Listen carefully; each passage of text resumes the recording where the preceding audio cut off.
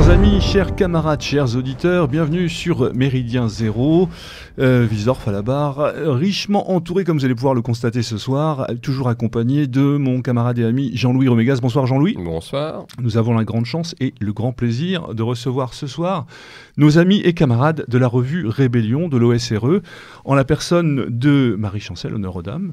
Bonsoir, rédactrice et militante de l'OSRE, rédactrice de la revue Rébellion. Et Louis Alexandre, la tête pensante, oserais-je dire, le rédacteur en chef. Oui, on dira ça. Voilà. Bonsoir. Bonsoir. Rédacteur en chef donc de la revue. Nous sommes très heureux de vous accueillir. Vous étiez déjà venu sur Méridien Zéro il y a déjà pas mal de temps de cela. C'est toujours un plaisir de venir d'ailleurs. Et ben, toujours un plaisir de vous accueillir. Voilà, la chose est dite, la chose est faite. L'occasion est pour vous recevoir, pour faire un peu le point sur les travaux, sur vos travaux, de parler de la revue bien évidemment, de parler de l'OSRE et de tout ce qui vous est périphérique, j'oserais-je dire. On parlera également musique, culture, de pas mal de petites choses comme ça, et politique bien sûr. Et peut-être la première chose à faire pour nos auditeurs, c'est peut-être, pour les plus jeunes d'entre eux, de nous resituer un petit peu, de nous resituer un petit peu la revue, leur histoire et le passé, notamment les liens avec l'OSRE. Alors, disons que ça ne va pas nous rajeunir parce que la revue existe depuis 2002 dans sa forme actuelle, dans le sens qu'avant 2002, on était plutôt axé sur un petit fanzine photocopié. Et donc, cette première version a donné naissance après, à partir de 2002, voilà, vraiment une revue digne de ce nom, c'est-à-dire que la revue que vous avez actuellement, on a au numéro 81, ce qui est quand même gage d'une continuité dans notre travail depuis.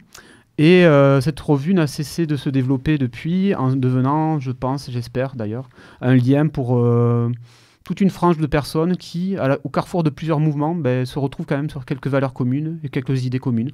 Et donc, cette revue, c'est plus qu'une revue papier qui paraît tous les 2 mois, en théorie. C'est surtout un laboratoire, mais aussi un centre d'expérimentation pour plein d'idées, plein d'actions concrètes sur le terrain, pour essayer de faire justement développer une idée de communauté alternative, d'une principe d'action autonome et surtout sur une ligne clairement, pour le coup, anticapitaliste et surtout, comme on l'a défini à l'origine, comme un socialiste révolutionnaire européenne. D'accord, donc on le verra dans cette émission. La revue est un peu le lien central de cet esprit de communauté que vous avez à cœur de développer. Cette revue, en fait, elle vous sert de point d'ancrage pour véhiculer les idées, comme toutes les revues qui se respectent dans nos milieux, bien évidemment, mais également pour pouvoir promouvoir, comme tu viens de le dire, un esprit communautaire. Après, je définis Rébellion justement comme un couteau suisse, c'est-à-dire que tu peux faire beaucoup de choses avec une revue. Et d'ailleurs, une revue n'est pas simplement que des idées, c'est aussi des actes pratiques autour. Dans le sens que la revue en elle-même, c'est le fruit d'un travail collectif déjà. C'est pour ça qu'on a une certaine démarche au sein de la revue par rapport au fait qu'on essaie de mettre en place le maximum un esprit communautaire au sein de la revue même. C'est-à-dire que par exemple, certains articles maintenant sont écrits en commun, donc ils ne sont pas signés, c'est le fruit du travail collectif. Il y a un gros travail justement avec les divers rédacteurs pour essayer justement d'avoir une mentalité commune qui est, qu'on pourrait résumer comme cette idée justement d'autonomie, c'est-à-dire que mettre en avant l'idée que le travail collectif déjà a un but concret, c'est-à-dire essayer de faire bouger les choses, évoluer aussi les mentalités et surtout de responsabiliser les gens qui nous lisent. C'est-à-dire que par rapport à ça, et surtout je pense depuis 1 an ou 2, on a voulu beaucoup mettre l'accent sur l'idée que les gens devaient se saisir des idées de la revue pour en faire quelque chose. Qui n'était pas simplement une consommation, l'achat de la revue, la consultation du site. C'était pas simplement ça l'aboutissement de notre démarche, mais c'était surtout l'idée de ce qui allait après pouvoir en découdre, c'est-à-dire que en découler, pardon, découdre aussi. Donc l'idée c'est vraiment de faire que notre travail donne des fruits. Voilà, soit un outil. La revue est un outil. C'est sans doute la plus grande gageure pour le coup. Et oui, justement c'est ça le grand problème parce que on se heurte quand même à une mentalité contemporaine qui n'est pas forcément celle de l'engagement. C'est pour ça qu'on a beaucoup insisté sur cette question-là et surtout sur cette question d'engagement et de travail. dans le sens que beaucoup de personnes ont peut-être oublié que les grands changements de la société, ça ne découle pas par magie, ça n'arrive pas du jour au lendemain et ça ne vient pas comme un cadeau à Noël sous le sapin. C'est que ça implique beaucoup de travail en amont et aussi une responsabilité individuelle et collective justement des groupes qui se retrouvent dans ces idées pour agir justement dans le concret. C'est qu'on doit dépasser justement comment dire, une attitude de consommation et de passivité et que la réalité, on en fait ce qu'on veut du moment qu'on agit sur elle. Et c'est ça qui est important, je pense. Oui, Marie. Donc nous basons sur un modèle totalement bénévole et indépendant. Et nous n'avons pas de publicité, nous n'avons pas de subvention. Et notre indépendance repose sur le soutien de nos militants et de notre lectorat. Et c'est vrai que nous voulons que les gens s'engagent et, comme dit Louis-Alexandre, ne consomment pas la revue. Parce que nous appelons, nous avons besoin de soutien et nous avons besoin d'idées, nous avons besoin que les différentes personnes nous rejoignent avec leur intelligence, leur engagement pour nous soutenir et faire avancer nos idées, puisque nous sommes aujourd'hui dans un combat idéologique contre un système qui veut nous détruire. Et nous ne pouvons pas rester les bras croisés à rester dans une oisiveté, à attendre que tout arrive comme ça naturellement. Il faut sortir de l'attentisme, en fait, ce qui est un peu le drame de nos milieux militants. Absolument. Nous faisons également, bien évidemment, le même constat sur Méridien Zéro. En fait, c'est un bouillonnement métapolitique et c'est cette participation autour de ce bouillonnement politique que vous appelez de vos voeux. Ah ben, totalement. Après, c'est vrai que nous avons, depuis l'origine du journal, cette volonté justement de mélanger des approches différentes. C'est pour ça que le journal, à la fois, est un journal d'idées politiques, mais aussi un espace ouvert à tout ce qui est culturel et contre-culturel, c'est-à-dire la musique, tout ce qui peut être aussi les arts. Il y a toujours eu cette volonté un peu de prendre à contre-pied le système sur ce qu'il est faible, c'est-à-dire que le système a une capacité de créativité que des fois qui manque justement au milieu dissident. Dans le sens que souvent, où on répète la même chose, ou on se met dans des postures qui ne sont pas comprises par les autres. Et là, notre point de vue à nous, c'est qu'au contraire, on doit proposer autre chose. Et cette dimension justement de choix alternatif se repose aussi bien sur les idées politiques, mais aussi sur l'aspect culturel, l'aspect métapolitique. On revient toujours à cette grande idée, mais on peut proposer un contre-modèle au système, un modèle qui soit justement positif, créatif, et qui ne soit pas tourné vers le passé, même s'il intègre dans notre réflexion des éléments du passé. On peut dire que par rapport à ça, justement, je pense qu'on doit garder les meilleures pierres du passé pour essayer de construire quelque chose de plus beau avec. Donc notre démarche est justement dans ce but-là, c'est justement d'essayer de créer avec l'héritage du passé quelque chose de nouveau. Et donc cet espace culturel qui est au sein du journal, c'est aussi cette volonté d'ouverture qui se traduit aussi par une ouverture à d'autres courants et d'autres sensibilités. Parce que Rébellion, comme vous le savez, est un carrefour aussi. Vous avez des personnalités de diverses sensibilités qui peuvent intervenir à l'intérieur et qui gravitent autour du journal. C'est quelque chose de récent, de nouveau, ça? Parce que tu parlais d'ici, il y a d'une nouvelle formule ou une nouvelle manière d'envisager la revue depuis un an ou deux, ou est-ce que c'est quelque chose qui justement se raccroche à ce changement, ou c'est quelque chose qui a toujours marqué la revue? Non, je pense que ça a toujours été une marque de la revue, justement, parce que depuis l'origine, par exemple, on pouvait avoir, je me rappelle dans les premiers numéros, par exemple, on a fait les premiers entretiens avec Alain Soral, et aussi on avait Elisabeth Lévy. Bon.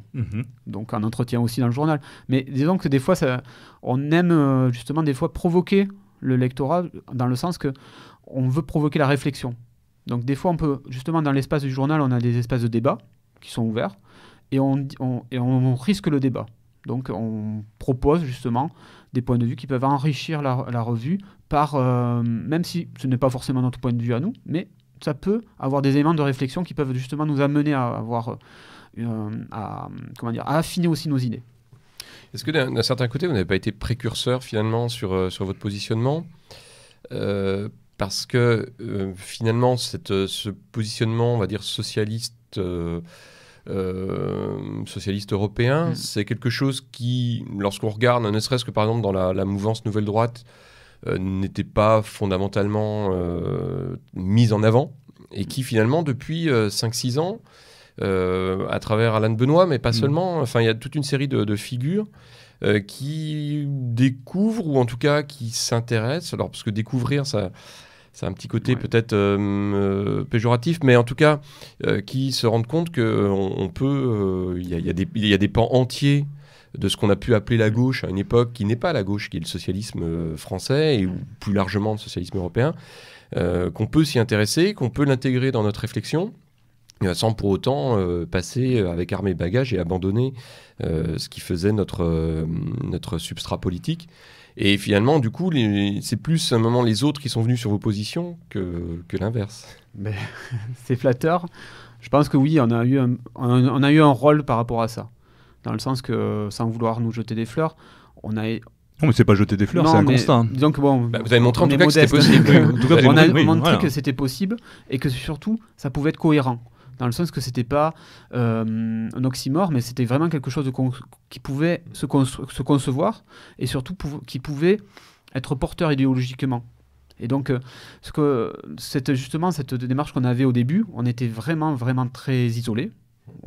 Les premières années du journal ont été d'ailleurs assez dures parce qu'on a dû refonder beaucoup de choses.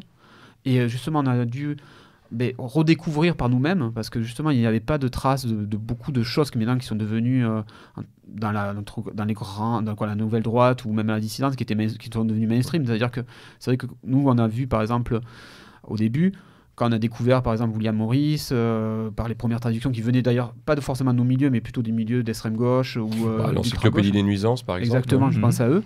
C'est vrai que on a redécouvert des pans entiers qui étaient ignorés de notre génération, en gros, qui émergeait des années 90, et on se les a réappropriés, et surtout on a vu que là, il y avait un courant politique, Orwell aussi, c'était le début où l'encyclopédie des nuisances a ressorti, et Aléas aussi à l'époque, a ressorti les écrits politiques d'Orwell, et on a trouvé une source gigantesque. Et c'est vrai que pour le coup, nous aussi, nous sommes, redevables à d'autres d'avoir fait un travail de défrichement. C'était Alain de Benoît, justement, qui a fait un énorme travail et on ne pourra jamais autant le remercier pour ce travail au début des années 90, justement de redécouverte de tout un pan de la pensée politique française et européenne, et aussi de l'autre côté avec Michéa, qui lui aussi à ce moment-là émergeait aussi et qui commençait justement à refaire découvrir certains auteurs et certaines filiations qui nous ont vraiment qui ont eu une énorme influence sur les premières années du journal. Oui, vous avez la chance du journal, ça a été aussi peut-être d'éviter cette première vague, parce que si on s'en souvient un petit peu, alors évidemment une partie de nos éditeurs n'ont pas ces références-là, et c'est normal par rapport à l'âge, mais il faut se souvenir que les premiers positionnements sur justement la prise en compte à la fois d'une dimension patriote européenne, on va dire, et socialiste, c'était la polémique des rouges-bruns. On est au début des années 90, et ce qui a fait perdre du temps à l'époque à ce positionnement-là, mais qui au final ne s'est pas réédité, parce que cette étiquette de rouge-brun, je ne l'entends plus. Globalement, je n'ai pas l'impression que les journalistes des médias stipendiés continuent d'utiliser. Enfin, ça fait un bout de temps, j'ai l'impression que ça n'a pas été utilisé. Même, par exemple, pour qualifier Alain de Benoît. Alain de Benoît, généralement, va être renvoyé à une étiquette plutôt rigolote, je trouve, d'extrême droite. Mais on ne va plus utiliser cette étiquette-là. Après, c'est vrai que l'épisode des Rouges-Bruns, c'est vrai que ça a été, faut le dire, assez globalement monté par les journalistes qui cherchaient un bouc émissaire, et surtout à empêcher justement à l'époque la grande convergence qui était en train de se passer. Tout à fait. Mais je pense qu'ils avaient bien compris le danger. Voilà, ils avaient compris le danger. Pour eux. Et à partir de là, ça a servi aussi à faire peur à certains intellectuels qui auraient pu passer le cap plus rapidement que maintenant. Justement, on voit certaines personnes aujourd'hui qui brisent les tabous et qui nous rejoignent sur beaucoup de positions. Par exemple, je vois maintenant dans chaque numéro d'Éléments, vous avez des personnes, ou même dans Rébellion, ça arrive régulièrement, vous avez des personnes qui ont classé jusqu'à présent à gauche, qui interviennent dans le journal, sans que ça ne pose plus de questions à leurs lecteurs. Que les seuls qui envoient un problème à ça, c'est encore les derniers tenants de la caste médiatique qui, eux, veulent maintenir justement leur domination sur la pensée en France. Mais bon, ça, la banquise est en train de fondre, et on voit petit à petit justement un contexte très très favorable. C'est une nouvelle vague, disons, comme tu dis, patriotique européenne, mélangée avec du socialisme révolutionnaire. Et donc c'est vrai que nous, on est très heureux d'arriver maintenant à voir émerger ce que nous, on a contribué à notre modeste niveau à faire naître depuis à peu près 20 ans, quoi. Donc c'est vrai que ça nous confirme que notre démarche était, je pense, novatrice et surtout juste, et que peut-être la solution qui, pour le coup, empêcherait beaucoup de choses négatives d'arriver à notre pays, à notre continent, pourrait justement prendre forme. Et c'est justement maintenant, comme tu disais, par rapport à qu'est-ce qui a changé depuis récemment dans le journal, je pense que c'est cette idée que maintenant, on est à un moment historique et qu'il faut être à la hauteur de ce moment historique. C'est-à-dire que tu es en train de voir naître une France rebelle, et cette France rebelle, il faut l'incarner dans quelque chose de concret. Et ça, c'est notre responsabilité, à vous auditeurs, de faire que cette petite étincelle embrase la plaine, mais c'est surtout que qu'on ne reste pas justement que dans le débat d'idées, mais que ça se devienne concret.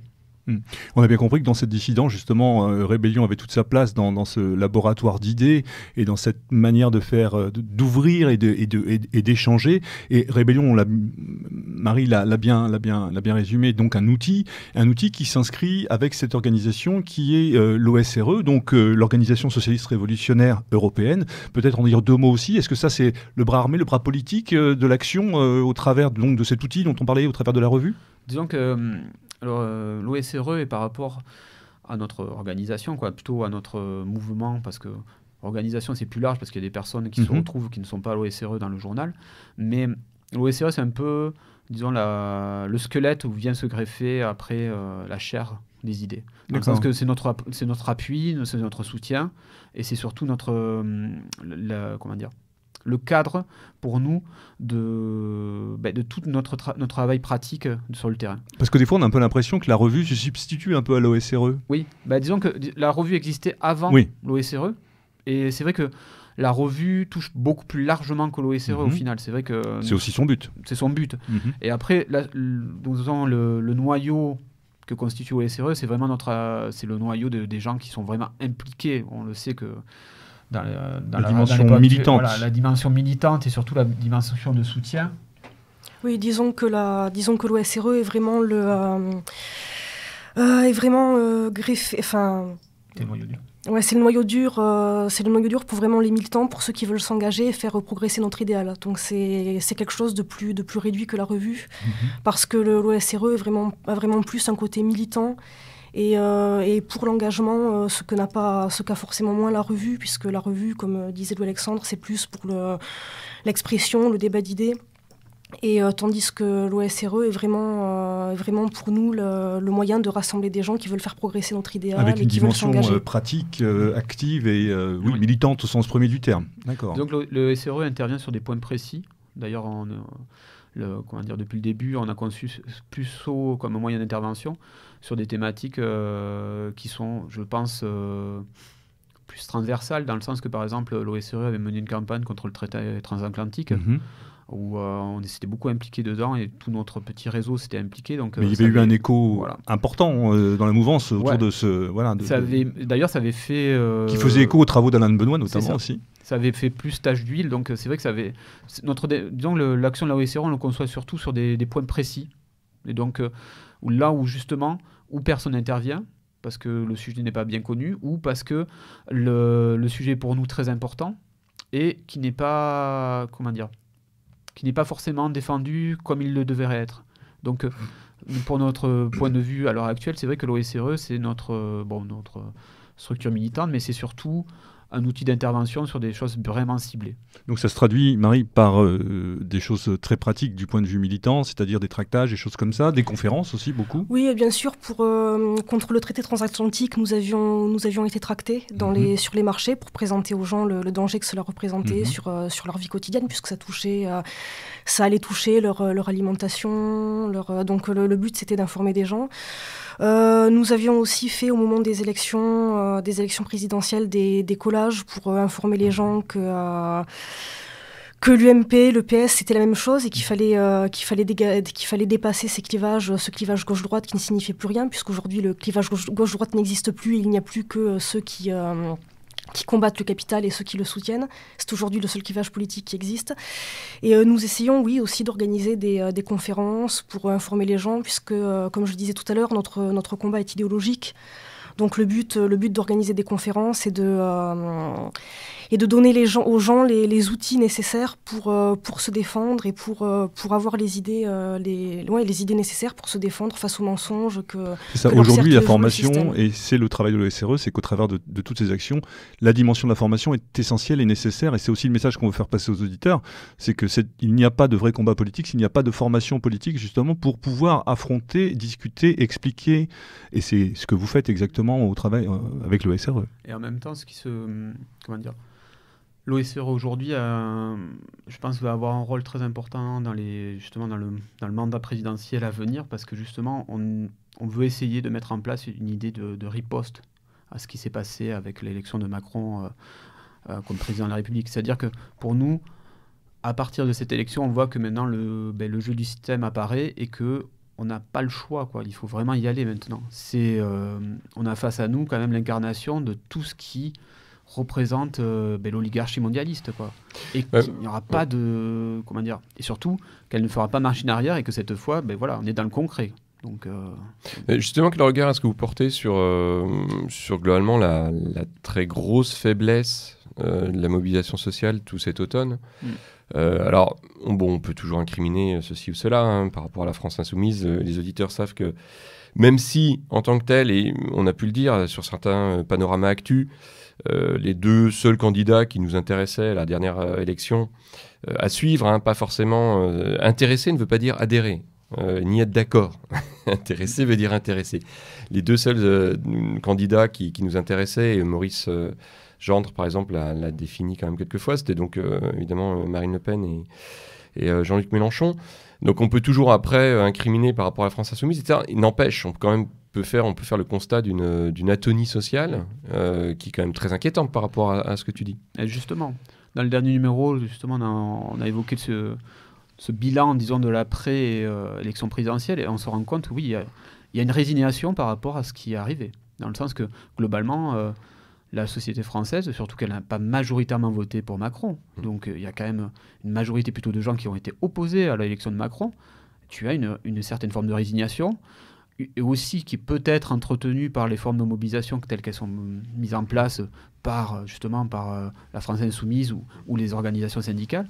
Et tu te rends compte que par rapport à ça, on est vraiment dans une période de chaos, dans le sens qu'on a été mis chaos technique debout par l'élection de Macron, qui a été une surprise.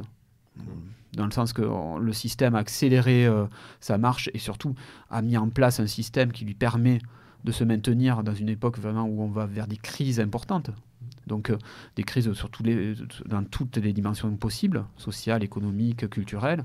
Et donc on est face à un bloc qui lui est sûr de lui, qui veut mettre en place sa vision, et surtout qui ne veut plus, qui ne fera pas l'économie d'un choc frontal avec le reste de la population française. Donc par rapport à ça, c'est vrai que cette passivité et ce manque de réaction que tu ressens, c'est celui-là, d'un boxeur qui est KO. Donc est-ce que ce boxeur peut se relever ? Moi je le pense. On le pense tous au journal, sinon on ne ferait pas ça. Et je pense que surtout, sur quelle base il va se relever, ça va être la grande question des prochains mois. Et je pense que, par exemple, ce qu'on justement on avait analysé dans le dernier numéro, c'est que les oppositions qui sont nées justement du choc de l'élection de Macron, c'est-à-dire le Front National ou la France insoumise, ne sont pas capables justement d'affronter concrètement le système mis en place par Macron. Parce que justement, Macron a choisi le terrain du combat, et donc il ne peut que gagner sur ce terrain-là. Alors le Front National, on voit pourquoi, et globalement c'est vrai que là on est en décembre, ça fait finalement 6 mois que le Front National peine à se relever de ce qui s'est passé lors de l'élection présidentielle.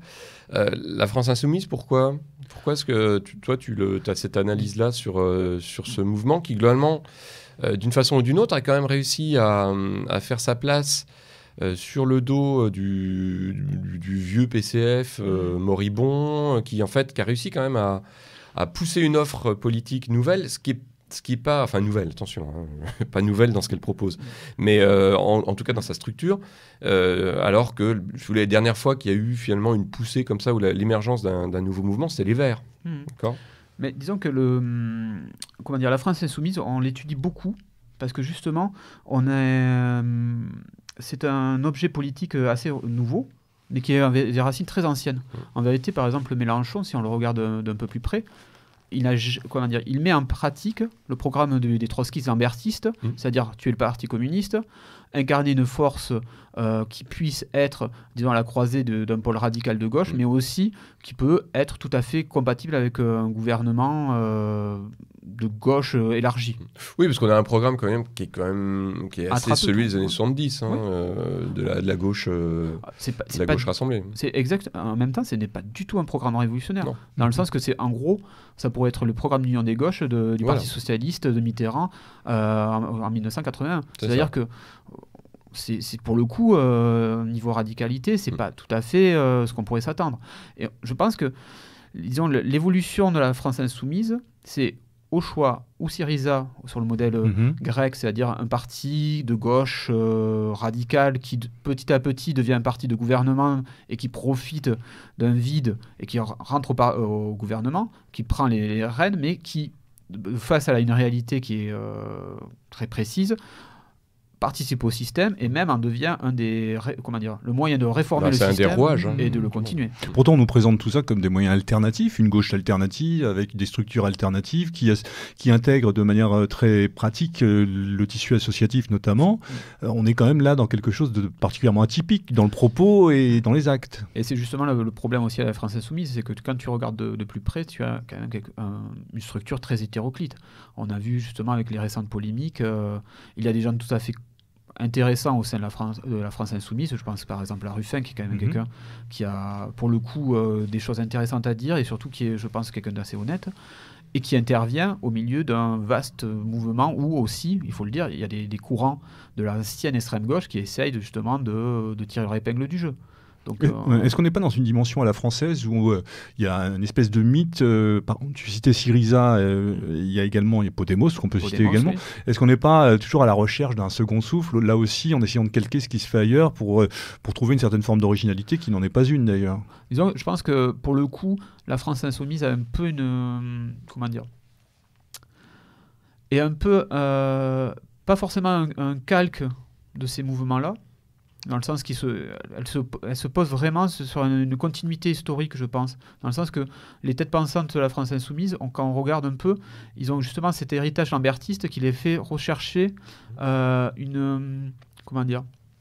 programme de transition qui était propre aux trotskistes, c'est-à-dire d'essayer de trouver par le biais du jeu politique un moyen de socialiser la société, la communaliser. Mais au final, quand on s'aperçoit qu'il y a quand même aussi des vieux restes plutôt de social-démocratie, parce que quand on voit le parcours de Mélenchon, il a toujours été... il a beau jeu aujourd'hui de se présenter comme un révolutionnaire. Et voilà, un révolutionnaire qui a fait toute sa carrière au Parti Socialiste, il faut le rappeler, et qui n'a jamais remis en cause ni Maastricht, ni le tournant réformiste et même libéral du Parti Socialiste, jusqu'à une date très récente. Donc, oui, c'est pour ça que derrière Mélenchon, ce qui est intéressant, c'est les Corbière, c'est les Coquerel, c'est tous ces gens-là qui, en effet, sont issus, pour le coup, du milieu trotskard. Ouais, mais Mélenchon, de toute façon, il est un peu produit aussi du trotskisme. Hein. Oui. Mais disons que sa capacité, justement, à l'heure actuelle, d'incarner une figure de tribun vient de là aussi. C'est une capacité qu'il faut lui reconnaître, d'ailleurs, d'incarner une voix de gauche, et surtout une forme de populisme de gauche qui, pour le coup, comme on avait expliqué dans le dernier numéro, peut être un populisme pour les gens justement qui ne voteront jamais pour le FN. C'est-à-dire que quand on regarde un peu les strates sociales qui interviennent au sein de la France insoumise, on voit quoi? On voit des gens qui pour le coup ne pourraient pas adhérer au FN, mais qui quand même veulent contester le système. C'est-à-dire on pense un peu à la population urbaine de bobos ou d'intellectuels déclassés, mais aussi par exemple certaines populations immigrées qui vivent en banlieue, ou alors à l'autre opposé des populations qui sont issues de terres vraiment à gauche ou même communistes, comme par exemple je pense à l'Ariège ou dans le centre de la France où il y avait des vieux bastions, Limousin, le Limousin exactement, qui sont historiquement de gauche, mais une gauche teintée quand même plutôt de communisme que de social-démocratie. Et c'est vrai que ces bastions-là ont voté massivement pour le Front de gauche, pour la France insoumise. Et c'est vrai que là, il y a une forme de populisme qui se met en place, qui est justement différente de celle du Front National, que peut incarner le Front National, mais qui à des moments donnés peut trouver des terrains, je pense, de convergence. Et justement, je pense que, comme tu disais, aussi la stratégie de la France insoumise, c'est d'empêcher des fois certaines convergences qui pourraient intervenir. Et je pense que, par exemple, la posture des fois un peu baroque sur l'antifascisme pris par Mélenchon ou même Corbière, c'est lié à ça, quoi. Okay. Oui, parce que par ailleurs, on a un discours...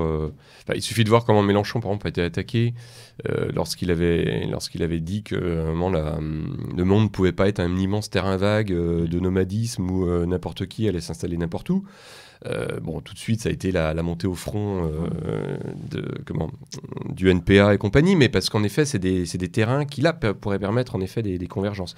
Et donc, à un moment, tous ceux qui sont derrière sont là pour, en effet, empêcher que ça se passe. Mais même s'il a été formé par des gens qui étaient contre le Parti communiste, je pense que Mélenchon a compris que dans la population de gauche française traditionnelle, il y a quand même un gros attachement quand même à une notion de nation et d'enracinement, qui n'est pas forcément celle qu'on pourrait s'attendre, mais qui est très liée justement à cette idée de la France comme nation révolutionnaire, héritière de la Révolution française, mais aussi d'un jacobinisme, quoi. Ouais. Et c'est vrai que cet attachement, tu le ressens aussi, un attachement populaire à la nation qui est très très fort, et qui était très très fort à l'époque du PC, qui d'ailleurs était incarné au sein du PC aussi bien par des gens comme Thorez ou Marché aussi à l'époque. C'était une grande tradition du Parti communiste, de toute façon.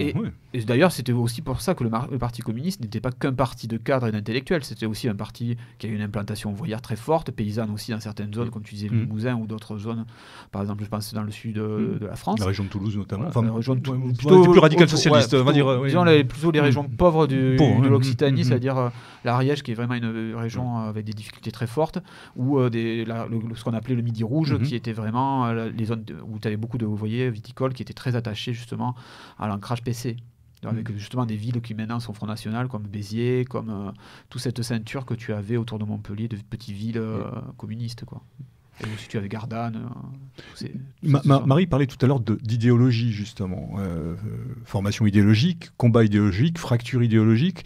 Est-ce qu'aujourd'hui, l'idéologie, alors qu'on rejette à plein... Enfin, je veux dire, on vit à une époque où on essaye d'abattre les idéologies, on pensait les avoir abattues à la chute du mur, et on reparle aujourd'hui d'idéologie à rébellion. Est-ce que l'idéologie a encore un avenir? Est-ce qu'elle est nécessaire et indispensable?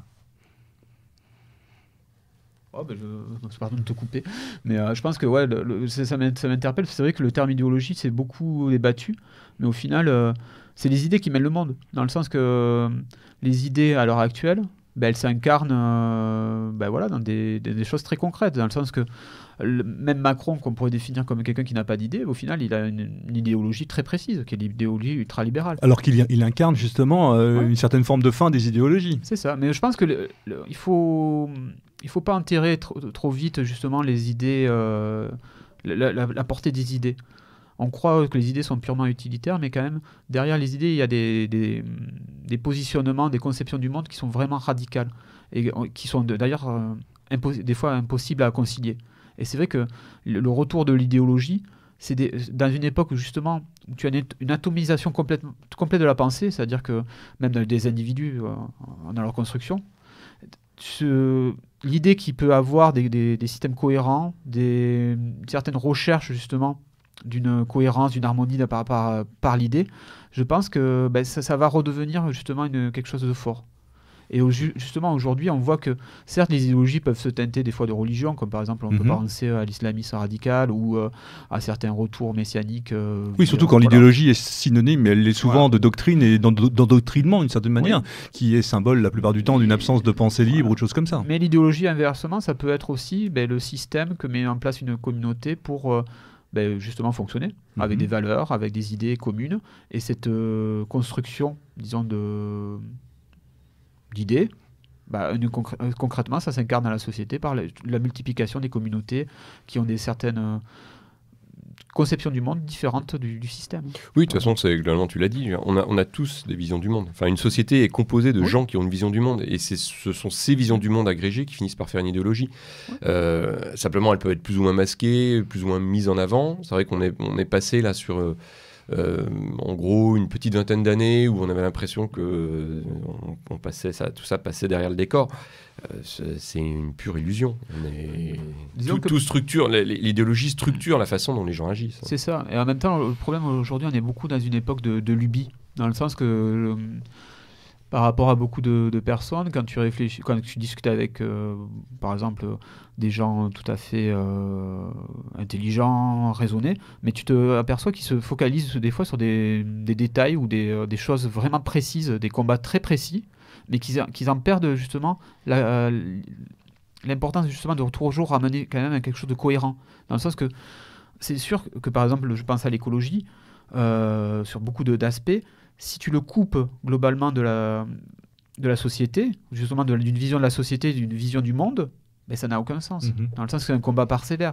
Je pense par exemple, il y a plein de petits combats comme ça que je trouve tout à fait légitimes, mais qui, pour le coup, quand ils deviennent des lubies, des choses qui tournent en boucle, on le voit beaucoup dans le milieu de la dissidence, je pense par exemple, disons à certaines démarches des fois complotistes, mais ça perd de sa pertinence justement parce que ça se focalise sur un point et ça arrive justement à nier l'importance d'autres phénomènes.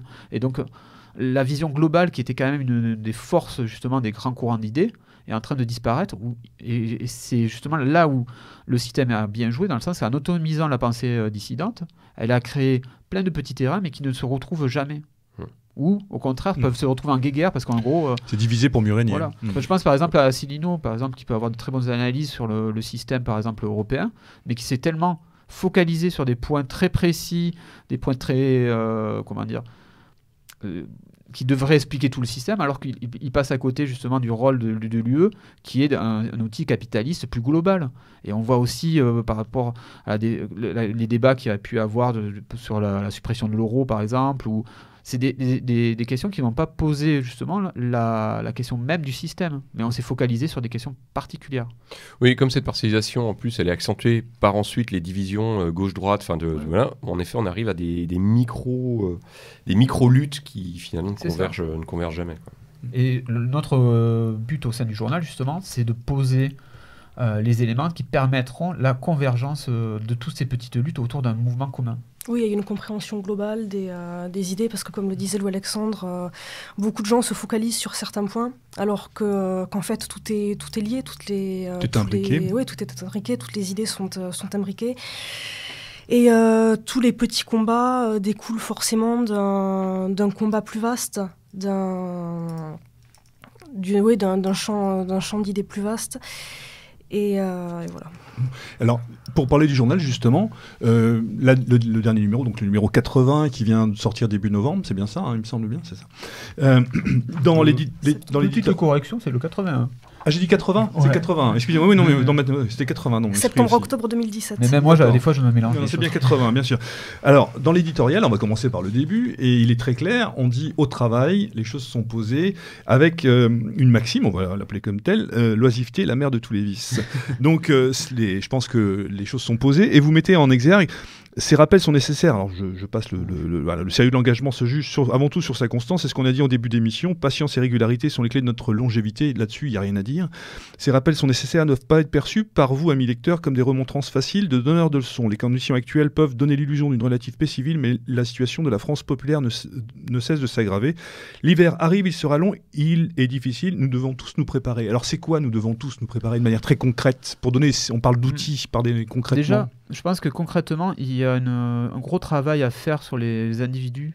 Et c'est justement cette... comment dire ? Le point de départ, c'est qu'il faut aussi avoir une révolution intérieure. Bon, c'est un mot qui a été galvaudé, qui est sorti sous toutes les sauces depuis plusieurs années, dans beaucoup de publications, mais l'idée, c'est que...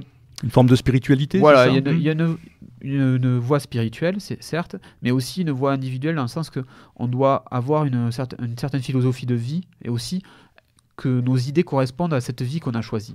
Et donc, justement, par rapport à ça, il y a quelque chose à creuser qui est très important, c'est-à-dire que je pense qu'il faut incarner les idées que l'on vit. Donc, Être cohérent. Être cohérent. Et cette idée de cohérence, justement, ça doit nous amener à une certaine prise de conscience quotidienne, dans le sens que qu'est-ce que nous faisons concrètement tous les jours pour faire avancer les idées qui nous sont chères et qui, surtout, nous font vivre, quoi. Et donc, il faut vivre ces idées. Et surtout, il faut faire en sorte que cette vie soit aussi... donne envie aussi aux autres de nous rejoindre. C'est-à-dire que ce ne doit pas être forcément quelque chose qui doit être fait de façon outrancière et des fois un peu caricaturale, mais qui donne vraiment envie aux gens de se dire, moi j'ai envie de participer à ça, à cette communauté, j'ai envie d'avoir justement cet esprit fait à la fois de camaraderie, de convivialité, qui donne du sens à un engagement aussi. Parce que pourquoi on fait souvent autant de sacrifices, pourquoi on se donne autant pour une idée, c'est aussi parce que la communauté qui incarne ces idées nous attache par cet aspect vivant et par ces moments qu'on passe ensemble. Et donc, je pense que cet aspect-là, justement, d'incarnation des idées, c'est fondamental dans une démarche, mais aussi c'est fondamental de le rappeler à l'heure actuelle, parce que souvent, les gens zappent très rapidement, se concentrent sur le buzz, et donc ils ne comprennent pas que c'est pas simplement une page Facebook à liker, mais c'est aussi derrière tout un travail.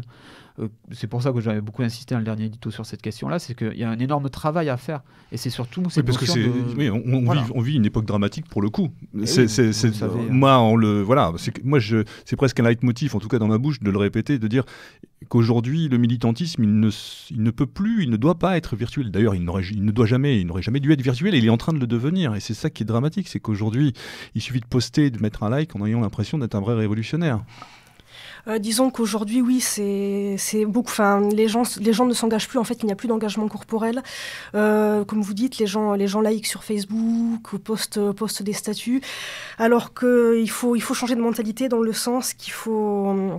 Il ne faut pas se contenter de ça, il faut vraiment se réunir, organiser des choses, être autonome, et c'est ce qui fait naître des vocations, en fait. Le fait de s'engager, de se battre pour une idée, c'est ce qui donne envie aux gens, et c'est ce qui fera naître des vocations et fera avancer nos idées. C'est retrouver le vrai sens des valeurs, entre l'inversion entre les moyens et les fins. Aujourd'hui, les moyens sont devenus des fins, et il faut retrouver justement on parlait de bon sens tout à l'heure, et c'est vrai que c'est de cela dont il s'agit.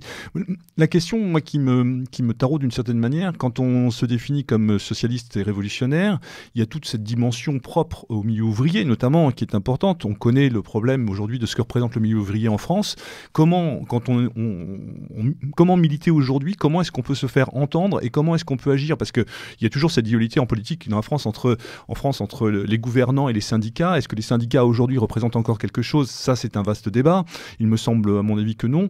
Mais vous, à votre niveau, comment aujourd'hui cette image, cet engagement socialiste et révolutionnaire peut-il s'incarner de manière très pratique? Par rapport à ça, c'est vrai que, comme tu disais au début, l'évolution des dernières années, on s'est beaucoup posé la question justement comment faire pour intervenir.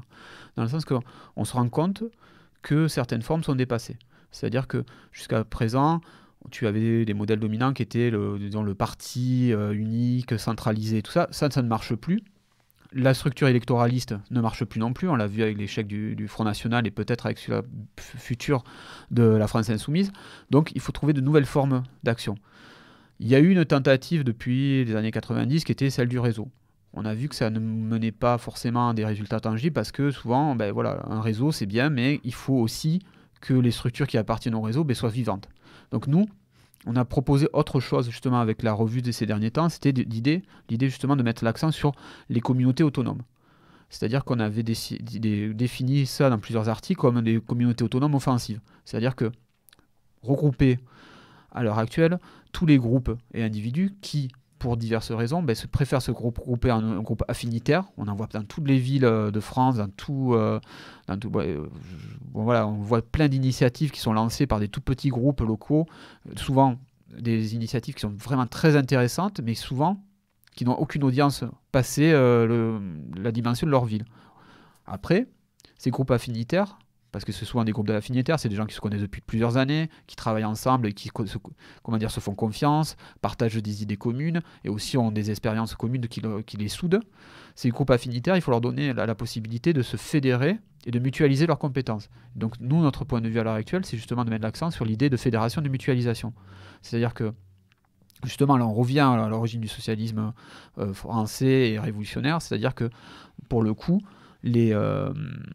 tous ces petits groupes peuvent, sur des points précis, sans parler de grandes organisations, de réseaux, s'entraider, partager leurs connaissances, partager aussi leur expérience et aussi leurs compétences sur des choses très concrètes. Par exemple, à l'heure actuelle, il y a plein de problèmes de limites par rapport aux connaissances techniques qui sont nécessaires pour agir aujourd'hui dans la société, dans une société du numérique. Donc on peut partager ça, on peut s'enrichir d'expériences et surtout mettre en commun cet énorme potentiel de bonne volonté et surtout d'envie de changer les choses qui pour l'instant reste autonomisé et surtout reste pour le coup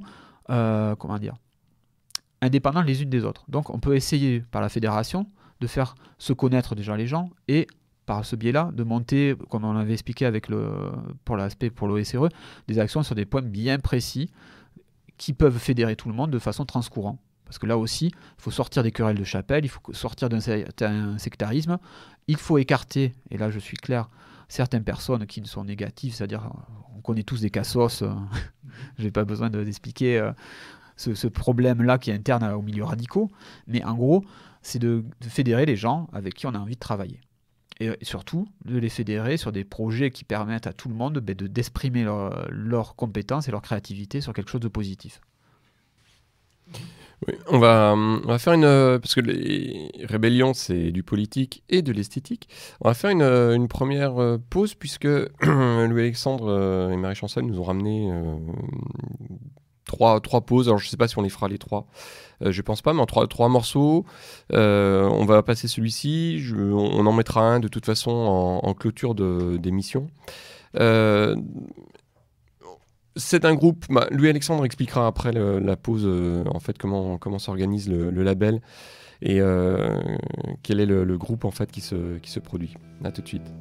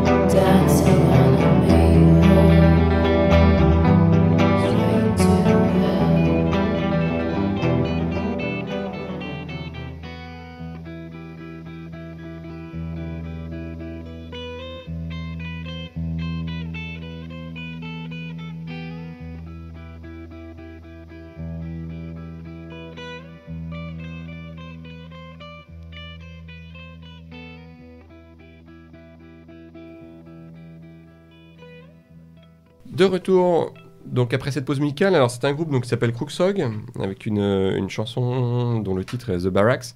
Un petit mot sur, alors pas forcément sur le groupe, mais sur le label qui produit le groupe. Alors justement, quand on parlait d'initiatives locales qui sont à soutenir, c'est exactement ça, c'est-à-dire que c'est un petit label qui vient de naître, qui s'appelle Recours aux forêts, qui est mené par un jeune homme à plein de talent. Le clin d'œil est évident. Voilà, et qui surtout il fait qui a une démarche de qualité et qui justement a une démarche artisanale dans le sens noble du terme, c'est-à-dire que c'est vraiment des productions vraiment bien abouties, avec une démarche par rapport même au packaging qui est quand même très très très poussée et qui est à soutenir. Et donc ce petit label, qui va je pense devenir très très important dans les années à venir, a cette démarche aussi de participative, c'est-à-dire que les groupes qui évoluent dans cette... qui sont plutôt d'ailleurs d'orientation dark folk, pour ceux qui connaissent, qui en gros sont dans la veine de Deaf and June et des meilleurs de cette scène-là. Forsetti, mais surtout dans cet esprit aussi de lien avec la nature, de lien avec un certain enracinement européen positif.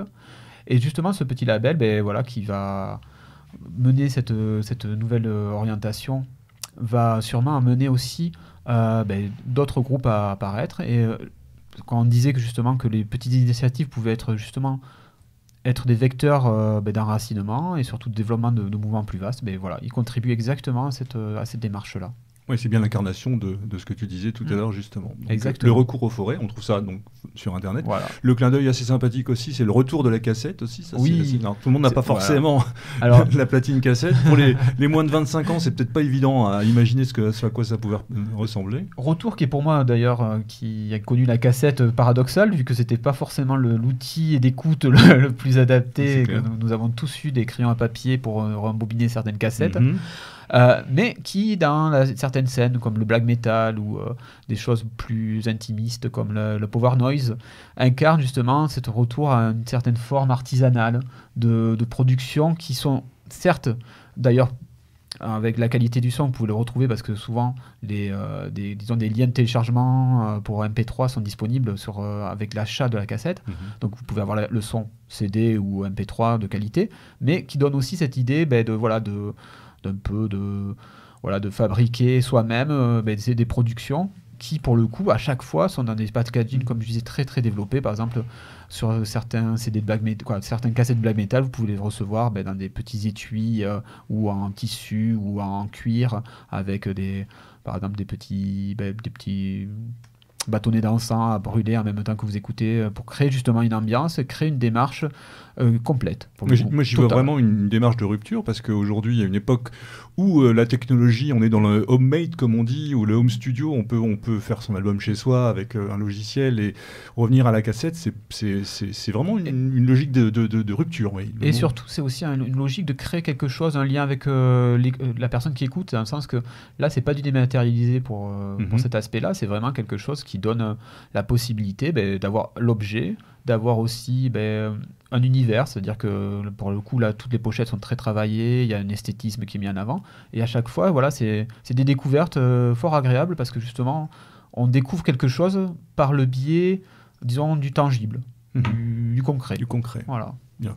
Pour reprendre le cours de notre émission, le recours aux forêts, donc voilà, le clin d'œil sympathique. Et j'espère qu'on écoutera d'autres morceaux. On va faire en sorte. Donc, et avant d'aborder avec Marie notamment les éditions du Livre Noir, donc pour parler de cette, comment dirais-je, de cette nouvelle page qui s'écrit en quelque sorte pour l'équipe Rébellion avec... je ne sais pas si on peut parler de maison d'édition, mais quand même, d'une certaine manière. Oui, disons que là aussi, c'est une démarche qui est annexe à la revue, qui est très liée à la revue et qui, je pense, complète très très bien la revue. Mais voilà, on va en parler. Moi, j'aimerais quand même revenir sur quelque chose.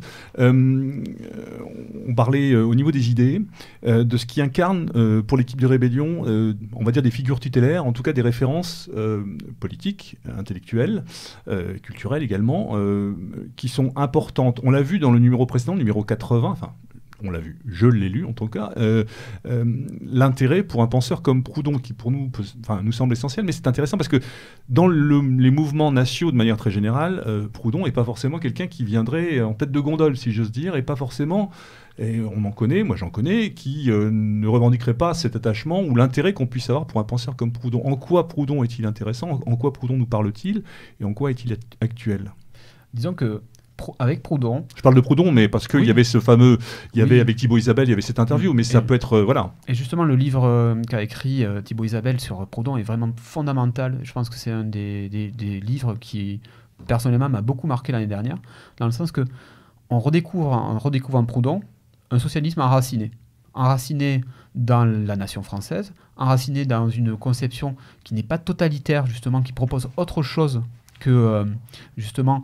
le triptyque Goulag, Kolkhoz et camp de vacances en Sibérie, mais qui propose justement une image où on peut, et surtout d'ailleurs qui est toujours actuelle, on peut être dans une communauté sans y être enfermé, et surtout que cette communauté peut servir de cadre harmonieux au développement d'une société où justement on reconnaît les différences, on les intègre, et chacun reçoit en fonction de ses besoins et selon ses moyens.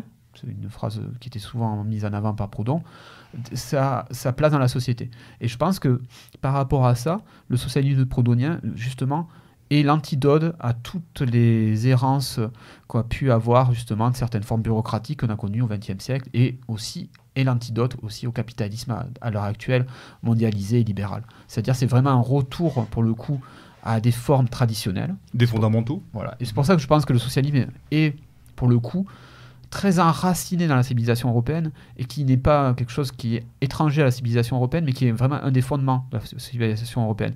Certes, le terme socialiste pourrait être un peu, pas adapté à certaines périodes d'histoire, mais cette idée d'esprit de communauté qui soude une société dans un but justement d'harmonie et qui donne au corps social cette dynamique commune et surtout ce sentiment d'appartenance commun, et surtout cette idée de justice sociale qui est portée dans toute la pensée européenne depuis plusieurs siècles.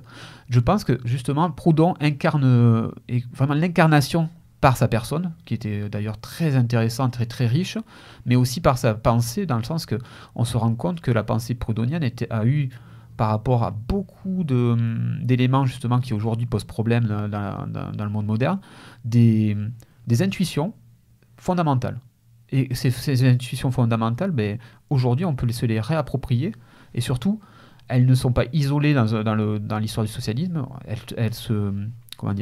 elles convergent avec d'autres grands pensées liées au socialisme, c'est-à-dire je pense à la pensée orwellienne ou par exemple à toute la démarche qu'avaient menée des auteurs comme Charbonneau, comme toute cette pensée, disons, de lien entre la critique de la technique, mais aussi l'affirmation qu'on pouvait avoir un autre modèle pour la société à construire.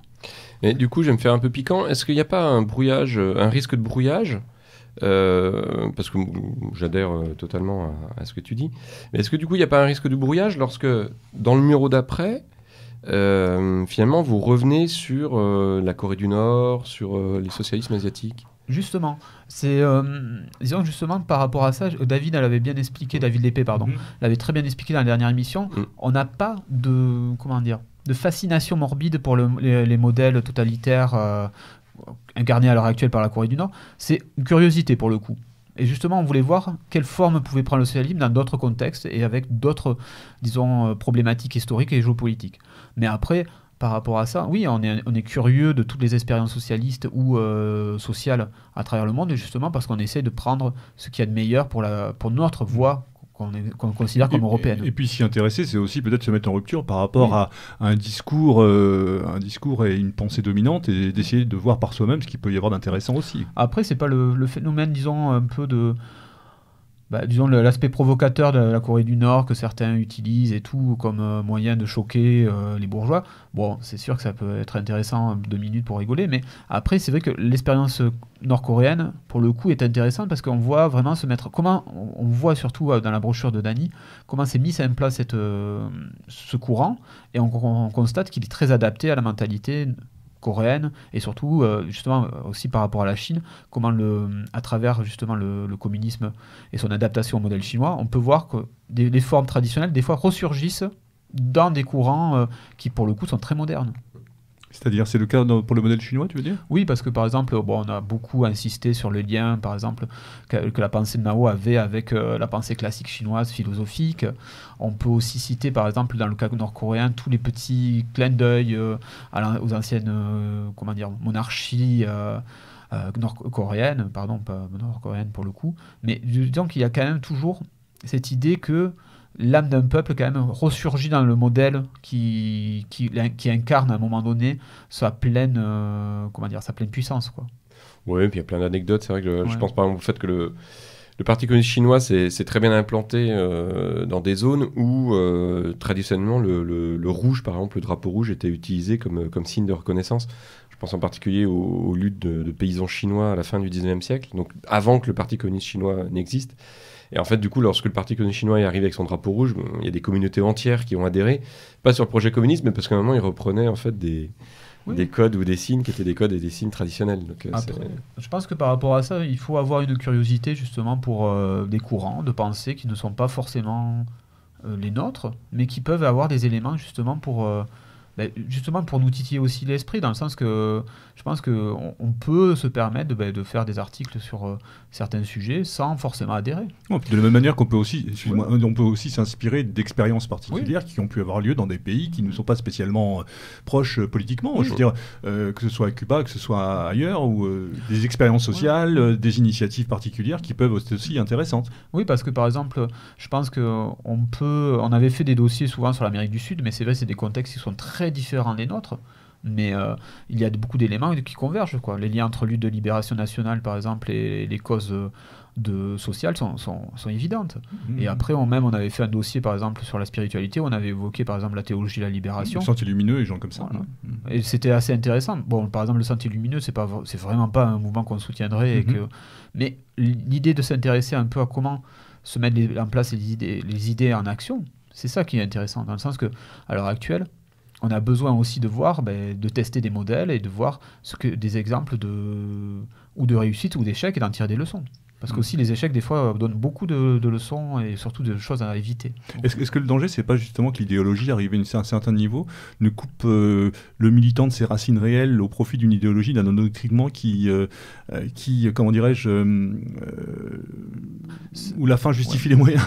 Et justement, nous, notre point de vue, c'est que la fin ne justifie pas les moyens. C'est-à-dire que les idées sont importantes, mais les valeurs qu'elles incarnent sont aussi plus importantes des fois même. Dans le sens que on a, dans le journal par exemple, une démarche très communautaire, et on ne veut surtout pas reproduire certaines choses qu'on a pu voir dans d'autres organisations qu'on a traversées ou groupes, et surtout on n'a pas envie que ces problèmes-là reviennent, justement parce qu'on sait que, par exemple, l'incarnation autour du chef et tout ça, c'est néfaste. C'est pour ça qu'on a une grande méfiance par rapport à tout ce qui est buzz, mise en avant de personnes. Et c'est vrai que cela fait aussi que des fois, notre démarche n'est pas trop bien comprise, parce que comme on n'arrive pas à nous identifier en tant qu'individu, c'est pour ça par exemple, on a beaucoup insisté au départ, et toujours d'ailleurs sur la réflexion collective, l'idée qu'il n'y avait pas de porte-parole du journal. En vérité, il n'y a qu'une communauté qui s'exprime. Et c'est vrai que ça peut être déstabilisant justement à l'époque où on aurait tendance, justement par la recherche du buzz et aussi par les égos surdimensionnés qu'on peut croiser, pas forcément que dans les milieux militants d'ailleurs, à vouloir capter l'attention des gens sur quelques personnes. Nous, au contraire, on essaie de s'en défier au maximum, quoi. Et, alors, peut-être pour me faire un peu l'avocat du diable, l'utilisation d'un certain verbiage, j'emploie le terme à dessein, propre à la gauche révolutionnaire, au socialisme révolutionnaire, comme des termes comme la lutte des classes, la dictature du prolétariat. Est-ce que ce sont encore des choses qu'on peut entendre? Parce que je me rappelle d'une émission qui avait eu lieu ici il y a quelques années, c'était des choses qui pour toi avaient encore cours, et alors qu'aujourd'hui c'est peut-être plus difficile d'employer ces mots-là, ou est-ce qu'il y a toujours une actualité? Non, disons que le problème, c'est que des fois on se heurte à la question que est-ce que les mots ont encore un sens par rapport au contexte actuel, par rapport même au terme de socialisme, de lutte des classes. Absolument. L'idée a une actualité, le mot peut être pas adapté à la situation. Dans le sens que, par exemple, le terme de lutte des classes, aujourd'hui, la lutte des classes, elle existe. Elle est évidente. Elle est évidente et on sait qui la gagne. Mais juste de parler de lutte des classes, déjà, ça pose problème, alors qu'on parle de quelque chose qui est évident et qui existe. Après, si tu veux, par rapport à ça, si tu veux remplacer lutte des classes par lutte de la France périphérique, par exemple, c'est la même chose, c'est la même réalité. C'est juste que la modalité d'expression de l'idée qu'il y a quand même dans la société des corps qui sont en lutte entre eux, et ça en faire un absolu, est une réalité. Et tu as des couches de la société, ou des classes, pour le coup, si on veut utiliser ce terme marxiste, qui ont le pouvoir, détiennent le pouvoir économique, le médiatique, et aussi le pouvoir de la représentation politique. Donc il y a quelque chose qui, à ce moment-là, pour ceux qui sont justement sous cette domination-là, si tu veux t'en émanciper, il faut lutter. Donc tu reviens à cette idée. Après, la lutte des classes n'est pas et n'a jamais été un absolu, dans le sens que cette opposition de classe, une fois qu'elle serait résorbée justement par la victoire sur ce modèle de société, elle pourrait disparaître, dans le sens que les classes sociales, on ne veut pas construire une énorme usine prison à la place de la France. C'est pas notre but. Notre but, c'est justement de régénérer des communautés locales, c'est de créer justement un espace où tu es la reconnaissance de toutes les différences et de tous les aspects communautaires enrichissants que tu peux avoir justement dans ces différences-là. Oui, je crois que il faut pas. Enfin, là-dessus, c'est un combat sur lequel il faut pas lâcher. Le fait que les mots ont un sens. Et par exemple, il serait quand même très intéressant de regarder comment le terme capitalisme a disparu peu à peu au profit du terme libéralisme, à partir en gros des années 80. L'un étant connoté, le libéralisme, c'est pas seulement le fait de tous contre tous. Le libéralisme politique a eu une vraie dimension. Il y a des gens qui sont morts pour le libéralisme politique, par exemple, au 19e siècle. Donc à un moment, cet escamotage du capitalisme, du mot capitalisme au profit du mot libéralisme, il a une vraie portée, une vraie dimension. C'est un escamotage. Ça a été un moyen de faire passer un certain nombre de choses sous le tapis. Donc je pense qu'en effet, oui, il faut utiliser les termes. Il y a une lutte des classes, et comme tu le dis, on sait qui la gagne. Donc ça là-dessus, on peut pas lâcher les termes. Et remettre les choses justement en place, c'est que pour le coup, la philosophie, la pensée marxiste prend toute sa valeur et tout son intérêt. Mais en tant que penseur, en tant que philosophe, mais pas forcément en tant que structure ou... Non. Après, par exemple, par rapport à la lutte des classes, tu l'as vu de façon tangible revenir de façon médiatique pendant l'élection présidentielle. On l'a vu, dans le sens que le rapport qu'a par exemple Macron aux grévistes, tu sens la lutte des classes, quoi. Et tu sais de quel côté il est, dans le sens que pour le coup il n'est pas dans le camp des travailleurs. Mais tout cela, ça peut être escamoté, parce que quand on dit lutte des classes, on voit des usines, on voit Germinal, mais la lutte des classes a certes évolué dans ses formes, mais elle reste une réalité tangible.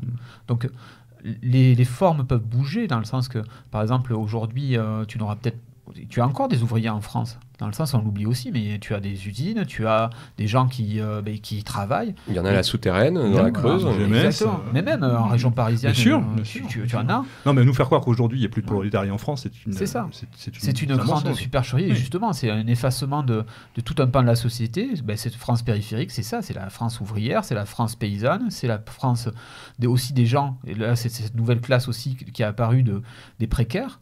C'est-à-dire des gens qui travaillent pas forcément dans une usine, mais qui ont des conditions de travail des fois pires que les usines que tu pouvais voir. C'est-à-dire que, par exemple, je pense à toutes les personnes qui travaillent dans la grande distribution, que tu ne vois pas, qui en gros mettent des palettes...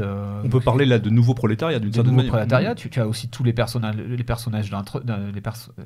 d'entretien que tu as dans tous les bureaux parisiens, que tu ne vois jamais, mais qui au final font le nettoyage derrière toi. Et tout ça, ça existe. Tous ces gens qui travaillent dans la précarité, par le travail, par l'intérim et des choses comme ça, sans savoir la mission du lendemain, c'est aussi une forme de paupérisation. Et nouvelle. Ça, pour le coup, c'est une majorité de la société. Complètement. Je voudrais revenir au niveau de l'OSRE. Dans l'OSRE, il y a européenne.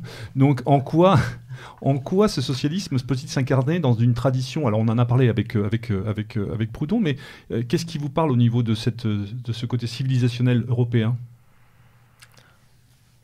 On a parlé tout à l'heure un petit peu rapidement des Van der Vogel, on a parlé de de ce rapport, je dirais. Je pense que il y a un rapport propre à, disons, au socialisme européen, dans le sens que je pense que pour le coup, le socialisme en Europe s'est enraciné dans un ensemble de coutumes, de traditions très fortes, justement, l'idée de démocratie participative, de décision commune, de mise en commun aussi de tous les éléments qui faisaient la vie, par exemple, des communautés paysannes. Je pense, pendant longtemps, on a eu en Europe des espaces communs où tu avais, par exemple, les communaux, les champs communaux qui étaient des éléments qui étaient laissés libres d'accès à toute la communauté, où vous pouvez faire justement des cultures ou paître des animaux. Et toute cette mentalité, justement, pour les communautés européennes, de mettre en commun des choses et surtout de ne pas avoir une vision individualiste. C'est-à-dire, c'est surtout cette idée que la communauté est une personnalité au-delà des différences individuelles. Et surtout, le bien commun est quelque chose de fondamental pour les individus. Et surtout, cette idée qui est très enracinée dans la mentalité européenne, justement, qu'il faut avoir une harmonie de justice au sein de la société. Et qu'il faut avoir un équilibre. Et je pense que le socialisme est cette incarnation-là, justement, de cette pensée. D'accord. Est-ce que ça renvoie, par rapport à l'idée générale qu'on se fait du socialisme tel qu'il peut être aussi souvent, comment dirais-je, évoqué, d'un internationalisme, est-ce qu'on peut se définir comme socialisme européen, justement, à une époque où, pour la plupart des gens, le socialisme et tout ce qui s'y rapporte est surtout à une vocation internationale? Justement, je pense que les grands combats du socialisme des années 70, fin des années 60, début des années 70, on l'a vu avec Guevara, avec d'autres, c'est aussi cette volonté de porter la révolution partout dans le monde, et de manière très internationale, sans forcément se rattacher à une logique de racine ou d'enracinement.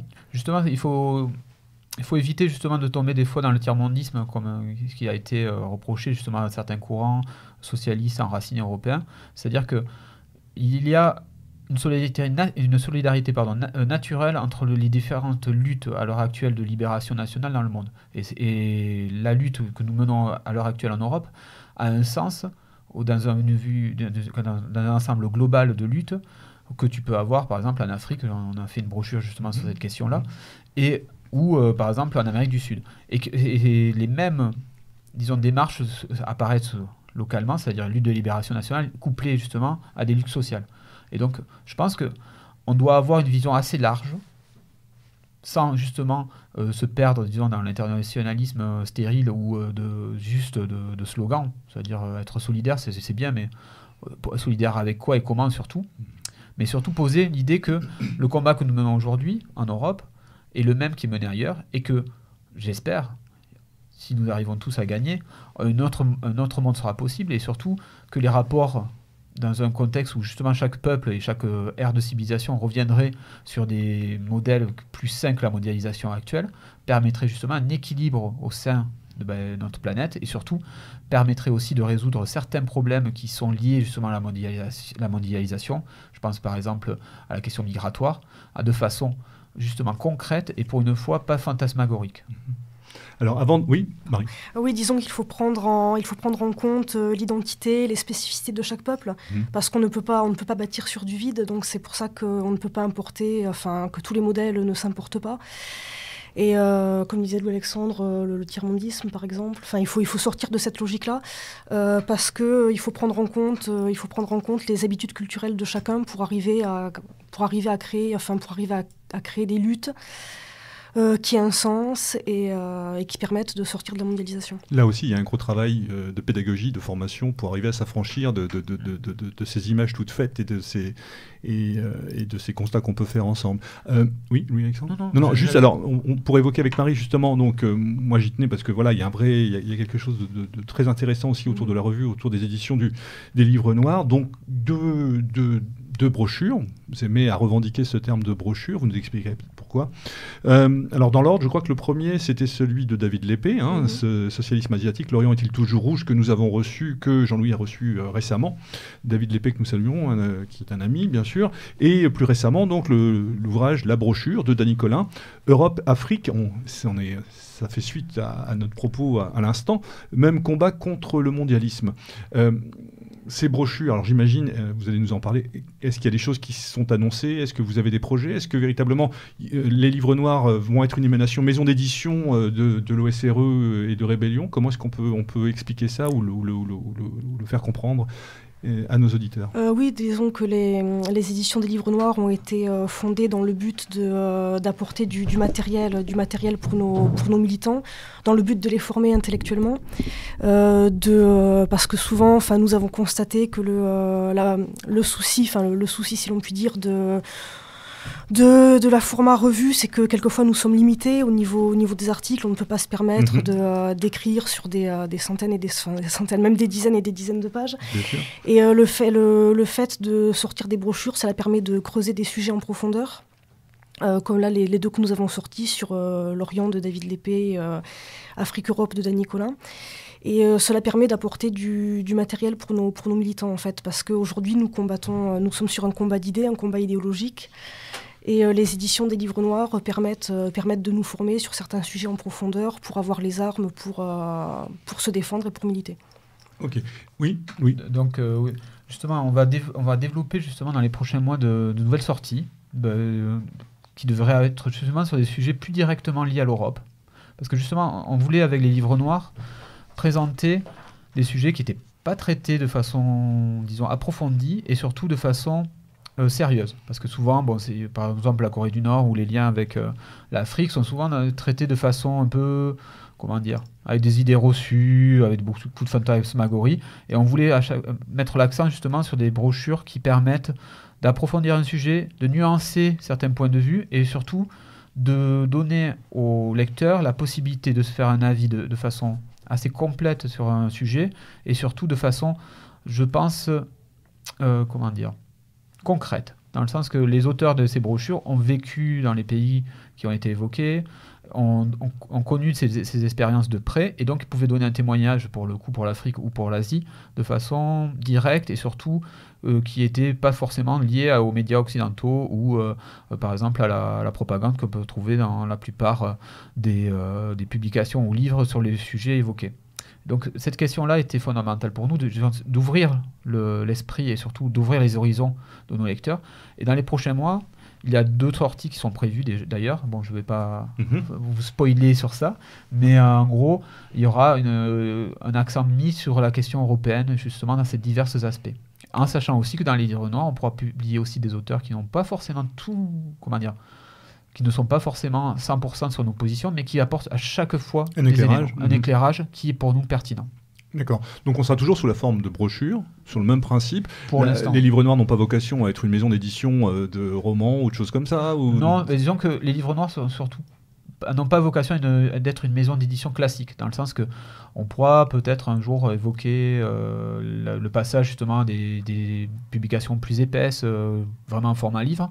Mais pour l'instant, on veut justement avoir, comme la revue à l'époque, et toujours d'ailleurs, cette espèce d'esprit un peu do yourself, quoi, et aussi surtout cette idée de produire un contenu alternatif sur une forme alternative. D'accord. Donc, la revue, les brochures comme la revue sont disponibles sur le site internet. Exactement. Il faut le signaler, est particulièrement bien fait. Donc sur le www.rebellion-SRE.fr. Là, effectivement, on peut trouver l'abonnement pour les revues. On en reparlera à la fin de notre émission. Et donc, ces brochures. Je voudrais revenir sur la revue à proprement parler. Sur le dernier numéro, en l'occurrence, on y retrouve un article assez intéressant, particulièrement intéressant sur les lobbies pharmaceutiques. C'est d'actualité. Et je crois qu'il est important d'en parler parce que on est en plein dedans, à une époque où beaucoup de choses sont remises en question de ce point de vue-là, et on voit à quel point la tromperie des grands laboratoires peut être importante. Vous avez dans la revue eu ce mérite, le mérite d'apporter votre vision des choses. On peut peut-être en dire 2 mots. Et justement, je voulais au passage saluer la camarade qui avait rédigé cet article, parce que justement, elle est venue nous proposer cet article à Toulouse, c'est une camarade toulousaine. Et donc, au départ, c'est vrai que je me suis dit, pourquoi pas ? Parce que c'est vrai que c'est un sujet qui n'est pas évoqué, la question des vaccins et des produits liés à l'industrie pharmaceutique. Et justement, elle a traité d'une façon très cohérente. Et surtout, elle a resitué cette question-là dans la logique plus globale du système capitaliste. C'est-à-dire qu'on est face à une industrie qui a vocation à faire de l'argent sur le dos des gens. Et souvent, on oublie que derrière les vaccins, certes, il y a des effets négatifs qui peuvent apparaître, mais aussi on se rend compte qu'il y a aussi des intérêts énormes et des lobbies qui savent justement utiliser leur puissance financière pour faire changer les gouvernements d'avis sur des questions qui sont d'intérêt généraux. Donc cette question-là était fondamentale. Elle a déjà provoqué un grand débat. Je ne vais pas dire une polémique, mais dans le sens que à Toulouse, nous avons souvent des rendez-vous avec des lecteurs ou des gens qui sont proches pour justement discuter du contenu du journal. Et on s'est rendu compte que la question des vaccins était quelque chose qui était très polémique et surtout qui pouvait donner lieu à des discussions qui étaient quand même assez... pas des empoignements, mais quand même qui étaient quand même pas assez loin. durs. Pas loin. Et c'est vrai qu'en y regardant de plus près, l'article est bien parce que d'une façon très synthétique, il donne les enjeux de façon très claire. Et là, pour le coup, les enjeux, c'est un enjeu global de savoir est-ce que le système est là pour notre bien ou pas. Et je pense qu'on peut répondre que non. Et que je pense que l'article justement pose ce problème de manière très très claire. Et au-delà même des vaccins, dans le sens que ce sont les politiques de santé publique au travers de l'action de ces lobbies et de ces grands groupes pharmaceutiques. Et aussi on voit comment le système peut aussi produire un discours pour valider des choses qui ne sont pas fondées ou qui peuvent donner lieu à des débats. Et comment le système clôt un débat en disant que en gros les personnes qui peuvent craindre, par exemple, qu'il y ait des dérives, sont en vérité ou des complotistes ou des gens... en dehors du discours officiel, point de salut, quoi. C'est exactement ça.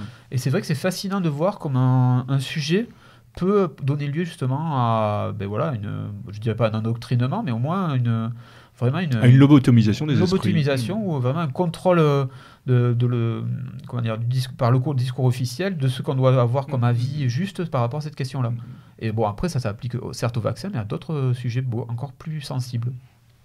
On va faire une deuxième pause, puisque lui, Alexandre, la demandait tout à l'heure. Donc du même groupe, Crocsog.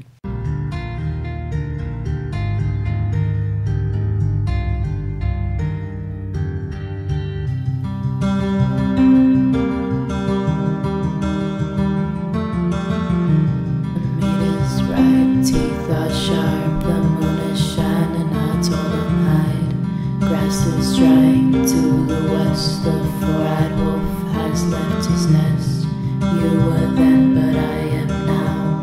In the end,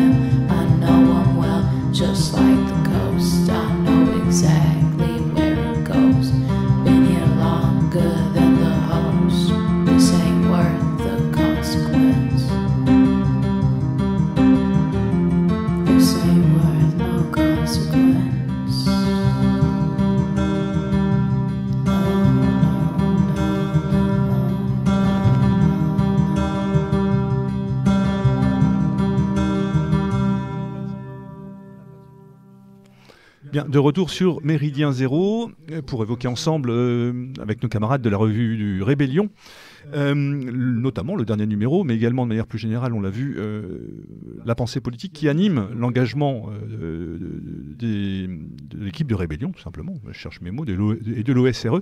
Ce deuxième morceau, donc, issu pareillement de ce label Le Recours aux forêts dont on a évoqué, je voudrais revenir à la revue proprement dite, avec à la fin de la revue, du dernier numéro, donc la revue 81, je le répète, et non pas 80, mais 81, avec ce portrait, cette figure de Jean Thiriard, sous-titré « L'Empire européen de Dublin à Vladivostok ». Alors, vaste programme, en quoi Jean Thiriard était quelqu'un qui vous attirait ? Ah, mais moi, c'est vrai que je suis issu, disons, des courants, disons, nationalistes révolutionnaires du début des années 90. Donc forcément, j'ai un rapport à Thiriard qui est celui d'un jeune qui avait découvert ses écrits et qui l'ont influencé, mais en même temps avec quand même beaucoup, dès le départ, de recul par rapport à sa vision, qui était quand même très, très marquée par une dimension totale, on dira, de l'Europe. Certes, avec des élans sur l'unité européenne qui m'intéressent, et qui m'intéressent d'ailleurs beaucoup encore à l'heure actuelle, mais que je nuancerais dans le sens que c'est vrai qu'il avait une vision très jacobine, très centralisatrice, qui me paraît avec le recul pouvoir conduire justement une forme bureaucratique qui n'est pas forcément celle qui incarne le mieux la pensée européenne. En sachant que Thiriard a eu des intuitions importantes dès les années 60 sur, disons, l'unité des Européens et surtout sur cette vision de lien avec l'espace russe, l'espace plus largement eurasiste. Et justement, l'idée que par cette unité des Européens, on pouvait incarner un contre-modèle au modèle américain de domination mondiale. Et surtout, l'idée aussi de sortir à l'époque de la guerre froide et de la séparation de l'Europe en deux, par cette idée qu'il y avait justement une unité continentale possible entre les Européens. Alors, on l'a vu, donc Thiriard, effectivement, de ce point de vue-là, est quelqu'un qui vous est cher. C'est quelque chose qui revient un petit peu, qui est revenu assez régulièrement dans la revue. Il y avait eu des articles, notamment autour de l'eurasisme, à la fois sur la pensée politique, mais aussi tout le contexte culturel autour de l'eurasisme qui a été, je dirais, peut-être pas une pierre d'achoppement, mais en tout cas quelque chose d'important pour la revue. Oui, disons qu'on a été, et on l'est toujours d'ailleurs, très attentif à tout ce qui est produit par le courant eurasiste, parce que justement, le courant eurasiste a proposé, surtout grâce à la figure d'Alexandre Douguine, un modèle qui est à la fois métapolitique, mais pratique aussi, dans le sens que le courant eurasiste produit une pensée qui lui est propre, qui est très riche, mais qui aussi peut toucher des aspects très concrets comme l'art, aussi bien que la politique. Oui, c'est quelque chose de très global. Voilà, et c'est cette idée-là justement de produire une pensée politique d'une richesse importante et qui surtout est stimulante, dans le sens que on le voit avec les artistes eurasistes qui interviennent aussi bien dans les domaines de l'art ou pictural que dans le domaine musical. Il y a vraiment une volonté de produire une imagerie raciste, c'est-à-dire vraiment des mythes mobilisateurs, une conception très dynamique et futuriste, mais en même temps très enracinée dans la culture européenne. Et c'est vrai que cet aspect-là, on l'avait un peu oublié en Europe de l'Ouest. Il y a eu des expériences il y a quelques années, justement, autour de la musique industrielle et aussi la musique folk, mais au final, ce retour qu'a fait l'eurasisme à la créativité artistique et aussi à un contenu politique constructif, ça, pour le coup, ça réveille et ça donne envie de faire aussi quelque chose d'équivalent à notre niveau européen, quoi. Parce qu'il peut y avoir une corrélation, justement, à notre niveau européen occidental parlant, avec le racisme. Est-ce que le racisme, justement, nous parle à nous, en tant que Français, en tout cas Européens de l'Ouest ? Oui, parce que le racisme pose certains Parce qu'il y a peut-être principes, aussi une spécificité propre à la Russie,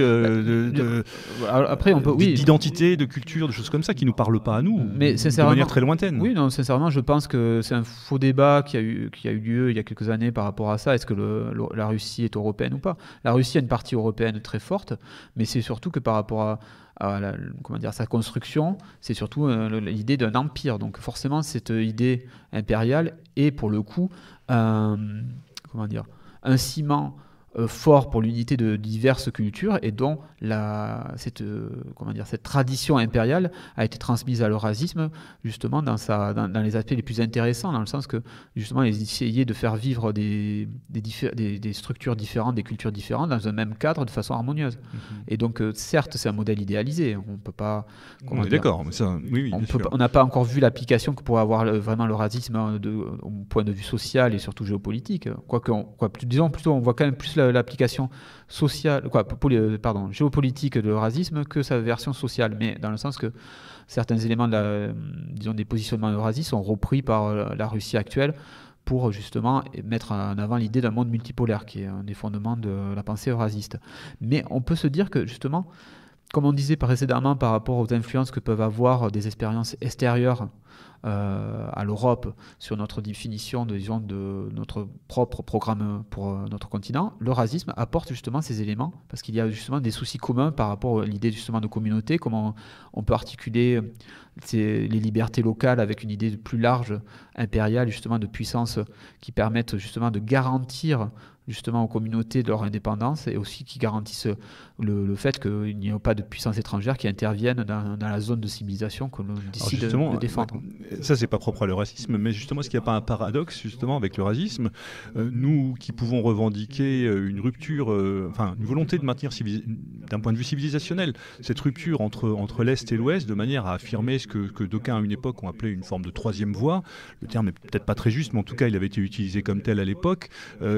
Comme une logique purement européenne de dépassement, en tout cas d'affranchissement de ces rivalités entre blocs ou de choses comme ça. Disons que le problème par rapport à ça, c'est que je pense que l'Europe en tant que telle a, pour le coup, à l'heure actuelle, il faut partir de la réalité de notre position qui est d'être en gros soumise au modèle dominant mondialiste et surtout d'être pour nos élites en tout cas, de participer à ce modèle. Donc à un moment donné, il faut savoir comment faire pour redevenir indépendant et déjà repartir du principe même de souveraineté pour notre continent. Donc cela passe obligatoirement par des alliances et c'est vrai que la Russie à l'heure actuelle représente la puissance qui peut permettre justement de contrebalancer de façon concrète la domination occidentaliste. Et donc c'est sûr qu'avec la Russie nous avons des convergences d'intérêts importants. En sachant que convergence d'intérêts ne veut pas dire d'être fanatiquement partisan d'un modèle ou poutinien, on dira, qui représente certes un modèle disons de puissance intéressant pour l'Europe, mais qui est aussi porteur de beaucoup d'ambiguïté. Et d'ailleurs, à la Obu Rébellion, nous avons depuis plusieurs années critiqué le modèle de Poutine, justement par le biais, parce que nous avions des rapports très concrets et très suivis avec justement les camarades russes eurasistes, mais aussi les camarades du Parti national bolchevique de Limonov. Et c'est vrai qu'on a toujours eu un regard critique par rapport à cette expérience. Donc nous savons aussi que, et d'ailleurs aussi bien Limonov que maintenant Prigipine ont des points de vue critiques par rapport au système politique mis en place par Vladimir Poutine en Russie. Mais cela n'empêche pas que la Russie, à l'heure actuelle, est une force qui agit plutôt favorablement aux intérêts d'une libération de l'Europe. Dans le sens que, je ferai un parallèle avec la situation, par exemple, des Irlandais au début du siècle, qui ont plus ou moins soutenu, disons, l'Allemagne impériale. Ce n'était pas une reconnaissance des vertus, disons, du Kaiser, et surtout la volonté de copier le modèle allemand en Irlande, mais c'est simplement, à un moment donné, quand tu as un adversaire en face de toi qui te domine et qui t'écrase, ces ennemis deviennent tes alliés. Et c'est des alliés de circonstances, ça peut arriver. Oui, ça peut être des alliés de circonstances. C'est la même chose pour la reconnaissance de l'identité bretonne et l'indépendance de la Bretagne avec, dans les années 40. Exactement. Après, il faut éviter de tomber dans certains pièges justement de récupération et de garder son indépendance. Mais garder son indépendance, c'est aussi pour ces mouvements de libération, cette capacité à s'affirmer et devenir des forces concrètes. Pas de rester des micro-corpuscules qui n'ont qu'un poids sur la réalité quotidienne des gens autour d'eux. Ça, on est bien d'accord. Mais c'est un sujet sensible sur Méridien Zéro. Donc c'est quelque chose d'un petit peu délicat. C'est vrai que entre et justement, ces logiques d'empire sont quand même un petit peu compliquées. Et en plus, on peut quand même pas dire, mais tu as dit, la revue était suffisamment critique vis-à-vis de Poutine. Il n'y a rien de spécialement socialiste et révolutionnaire actuellement dans la Russie de Poutine. Oui, après, par rapport à ça, justement, je voudrais dire que nous, on a par rapport aux certains événements passés liés à la Russie et à ses confins, ses étrangers proches, nous, nous n'avons pas forcément eu de prise de position passionnée, parce que nous avons vu beaucoup de personnes dans des camps très marqués, disons, prendre des positions qui nous paraissaient exagérées, extrémistes, et surtout qui n'apportaient aucun élément concret pour trouver une solution aux problèmes locaux, qui n'est d'ailleurs où il n'avait aucun poids dessus. Donc je pense qu'il faut des fois... Non, les passions sont bonnes quand elles restent objectives. Exactement, et surtout il faut aussi des fois savoir être modéré certes avoir des convictions, mais dans leur expression être modéré et surtout se définir une certaine ligne de conduite pour éviter de se laisser emporter. Voilà, nous n'en dirons pas plus. Voilà. Donc... je vais revenir sur la revue avant de terminer l'émission. Et l'attachement de la revue sur tout ce qui touche à la culture, c'est important. On l'a vu systématiquement, il y a une grande part qui est donnée à la culture sous toutes ses formes. C'est la culture de manière très générale. Et là, on le voit dans le dernier numéro sur l'architecture. C'est quand même original, on ne parle pas souvent d'architecture dans nos milieux. Et j'ai trouvé ça très intéressant parce que ça pose le problème du vivre de manière générale, du vivre ensemble. J'aime pas ce terme-là, c'est vraiment galvaudé de toute façon, mais de la manière dont on peut structurer nos ensembles de vie. Et en l'occurrence, là, on parle de brutalisme et de beauté brutale. En quoi l'architecture peut être aussi un moyen de pression, là où on pourrait envisager ou imaginer un moyen de libération de l'individu, de l'accès à la propriété, le chez-soi, et ainsi de suite. Là, comment est-ce que vous analysez ça, vous, dans votre article ? Et justement, le camarade qui a écrit l'article, d'ailleurs, qui, pour le coup, est très original dans sa démarche, était de montrer qu'il y a eu, à un moment donné, des tentatives de faire... certes, avec le recul peut-être un peu maladroite, de faire vivre les gens dans un espace urbain et surtout de créer un environnement qui puisse être favorable à plein d'activités différentes, c'est-à-dire de vivre, de travailler et aussi des espaces de loisirs. C'est en gros toutes les expériences liées autour des écoles nées de la démarche de Corbusier. Et c'est sûr qu'avec le recul, on connaît le problème qui sont nés, les problèmes qui sont nés des grands ensembles urbains avec cette, la ghettoisation des banlieues. Mais ça, c'est une réalité pratique. C'est une réalité pratique, mais disons que la démarche intellectuelle qui était à l'origine de ces grands ensembles est des fois très pertinente dans l'idée justement de créer des environnements où les gens puissent se rencontrer, puissent avoir des interactions de façon ouverte et en même temps avoir toutes les communautés, de créer un lien dans des complexes urbains qui étaient justement construits pour accueillir des milliers de personnes. Et donc c'était une tentative, disons, de donner ce cadre de vie et surtout d'avoir un parti pris esthétique. Pour le coup, l'esthétisme est là brutal. Parfois discutable. Discutable, mais qui pourrait peut-être être dans quelques années Est-ce que là aussi est-ce qu'on n'a pas été là aussi dans un parti pris idéologique à l'extrême, dans le mauvais sens du terme, où on a voulu imposer une espèce d'idéal de vie, on le voit parce qu'il y en a des traces en France aussi. Il n'y a qu'à aller voir dans certaines banlieues, que ce soit du côté de la Courneuve, Bobigny ou du côté de Vitry ou Ivry. Oui, même Mirail à Toulouse. Voilà, pareil, où on voit ces blocs de béton où on était censé un peu ces cités gagarines du bonheur resplendissant. C'est l'aspect paradoxal. Qui chantent. Voilà, c'est l'aspect paradoxal en sachant que des fois des bonnes intentions peuvent conduire à des réalisations qui sont pour le coup des catastrophes urbaines.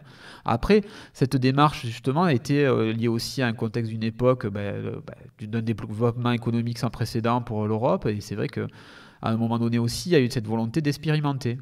Bon, certes, expérimenter avec des êtres humains vivant dedans, mais en même temps vraiment une démarche, un parti pris pour le coup audacieux, dans le sens qu'on a voulu créer une autre approche de la ville, avec des valeurs, certes, qui peuvent être discutables à l'heure actuelle, le vivre ensemble par exemple, mais qui avait cette idée qu'on pouvait sortir d'un modèle millénaire de construction urbaine et de proposer quelque chose de nouveau. Certes, avec pour le coup, peut-être l'oubli que les êtres humains sont faits pour vivre justement dans un espace urbain et que c'est eux-mêmes qui se réapproprient cet espace, en bien ou en mal. Même si on le produit avec des intentions précises, les êtres humains prennent quelque chose et en forment souvent quelque chose autrement plus vivant que le projet initial, quoi. Mais est-ce que justement aujourd'hui, la vraie liberté ou la vraie tentative de libéralisation de l'individu, c'est justement de s'affranchir, ça ne serait pas de s'affranchir de l'urbain? Ah, exactement. Alors, c'est d'ailleurs un point de vue... L'urbain, lui, qui est une aliénation d'une certaine façon. On en a parlé tout à l'heure. Disons que l'aspect aliénant de la société s'incarne vraiment dans le modèle urbain. C'est vrai qu'à l'heure actuelle, les espaces urbains sont le reflet de la société. Disons que pour le coup, justement, l'aspect intéressant de l'architecture, c'est que souvent ça reflète l'idéologie en pratique, dans le sens que l'aménagement des cadres urbains, il n'y a pas de hasard, dans le sens qu'il y a toujours un projet sous-jacent. Et c'est vrai que dans l'aménagement urbain aujourd'hui, vous allez vous promener aux halles, dans les nouvelles halles, vous comprenez tout de suite que le but est vraiment économique. Que les rapports... Le principe de concentration est un principe aliénant. Ouais. Et maintenant, je pense que le retour justement à la nature, à des espaces plus naturels et surtout à des espaces où les zones ne sont plus entassées, mais justement plus communautaires aussi, mais en même temps des communautés plus réduites avec un enracinement local, ça sera justement le défi aussi que portera justement la renaissance européenne que nous portons. Il y a là une vraie logique révolutionnaire de dépassement, de rupture, absolument. Il y a une rupture totale à mener, avec aussi cette idée que justement dans le cadre urbain restera. On ne pourra pas, pour diverses raisons, vivre tout ça à la campagne, mais on pourrait peut-être réaménager de façon... Non, revenir à ce que tu disais tout à l'heure, redévelopper, se réapproprier cette logique communautaire. Voilà. Pour revenir à la revue à l'OSRE, il y a effectivement le pôle toulousain, qui est, je dirais, la matrice d'origine de Rébellion. On l'entend aussi de manière sympathique à ta voix et à ton accent chantant. Voilà, mais aussi il y a une activité en province, ailleurs que sur Toulouse, bien évidemment. Marie Chancel, on est l'incarnation. Peut-être en dire deux mots aussi, c'est important, parce que voilà, Rébellion, ce n'est pas que Toulouse. Oui, bien sûr, nous avons maintenant depuis quelques années ouvert un cercle Rébellion à Paris, qui est le cercle Rébellion Paris-Banlieue. Nous avons d'ailleurs une page Facebook tenant au courant des diverses activités. Et nous essayons de rassembler les gens qui se retrouvent dans nos idées, qui veulent s'engager, qui veulent faire progresser nos idées. Nous essayons de leur proposer des différentes activités, comme des activités culturelles. Dernièrement, nous avons organisé une visite culturelle dans les faubourgs de Paris. Oui, voilà, dans les hauts lieux des luttes ouvrières et syndicales de Paris du Ça, c'est XVIIe une siècle. initiative particulièrement intéressante et originale à noter, parce que ça sort des sentiers battus pour le coup aussi. C'est une manière de rappeler l'esprit communautaire, mais en tout cas de se retrouver entre soi et de s'attacher à un patrimoine commun. Oui, tout à fait. C'est que nous avons vraiment pour but de rassembler des individus mais pas dans une logique sectaire ou quoi, mais de rassembler des individus qui partagent la même démarche, pour leur proposer aussi des choses différentes de ce qu'on peut connaître, leur proposer des choses pour les former, pour leur apprendre. C'était le but notamment de la sortie culturelle, c'était de faire découvrir un peu le patrimoine parisien, celui qu'on ne connaît pas forcément. Et de proposer autre chose, de proposer des choses différentes pour ouvrir de nouveaux horizons. De toute façon, on a bien compris au travers de cette émission, en tout cas, ça restera peut-être aussi... Le message, c'est que vous, aujourd'hui sur Rébellion, vous accueillez des gens qui peuvent venir de... Cet espace de pensée, de liberté de pensée, de gens, il n'y a pas d'esprit sectaire, ni de sectarisation. Au contraire, bien au contraire, il y a une logique de débat. Et c'est bien ce qu'il faut retenir peut-être de cette émission, c'est qu'au travers de la revue, c'est cette logique de débat que vous avez à cœur de vouloir porter et animer. Et surtout que cet esprit commence un peu à faire tache d'huile, dans le sens que, en plus de Toulouse et de Paris, par exemple, nous allons porter cette année sur les fonds baptismaux à une section à Bordeaux. Donc, très bien. La première initiative, justement, sera une conférence sur mai 68, inventaire avant liquidation, que nous allons faire avec François Bousquet sur place avec moi-même. Donc, je vous invite, camarades bordelais, à nous rejoindre. Et aussi... En voisin toulousain, voilà. Et nous aurons aussi cette volonté de continuer aussi sur Toulouse notre développement, en sachant que nous avons un certain dynamisme, et surtout dans cet esprit, justement, même dans nos formes pratiques d'organisation sur Toulouse, par exemple, nous avons donc des ateliers, débats assez ouverts, donc ouverts à tout le monde, mais aussi on va essayer de mettre en place quelque chose qui nous tient à cœur, c'est-à-dire c'est la fabrique de l'autonomie. C'est-à-dire notre idée, c'est de mettre en commun les connaissances d'une personne sur un point de vue pratique et concret. Ça peut être là, pour le premier, ça sera sûrement sur comment on fait un journal, qu'est-ce que ça implique, comment on arrive à chaque fois à sortir un numéro de rébellion.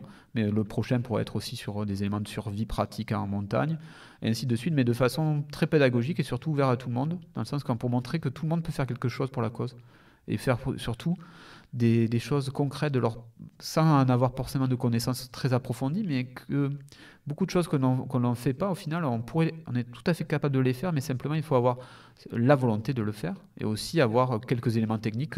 Justement, cette idée de mutualisation est concrètement appliquée là, c'est-à-dire que certaines personnes peuvent transmettre leurs connaissances sur des points très très précis. Et justement, ces connaissances pratiques peuvent après être diffusées dans le réseau, ou dans les groupes affinitaires par imprégnation après. Je crois que l'idée de réseau, justement, est tout à fait à propos, et elle a tout à fait son rôle à jouer en l'occurrence. En sachant que le réseau ne doit pas être un regroupement de structures disons éphémère, mais vraiment quelque chose de concret sur le long terme. Je crois que Rébellion s'inscrit complètement dans cette logique-là, parce que c'est, comme tu l'as dit, vous l'avez dit en début d'émission, 20 années d'existence, c'est quand même pas rien, et c'est sur la durée qu'un vrai travail peut se mettre en place et peut aboutir. Il n'y en a pas d'autre. Comme le vôtre avec Méridien Zéro d'ailleurs. On s'y emploie.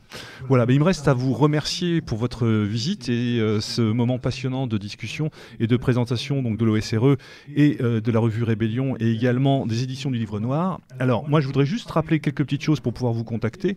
Donc déjà, un site internet, on l'a dit, www, et là, je ne vais pas me planter, Rébellion... c'est ça, rébellion-sre.fr, une page Facebook, bien sûr, comme il se doit.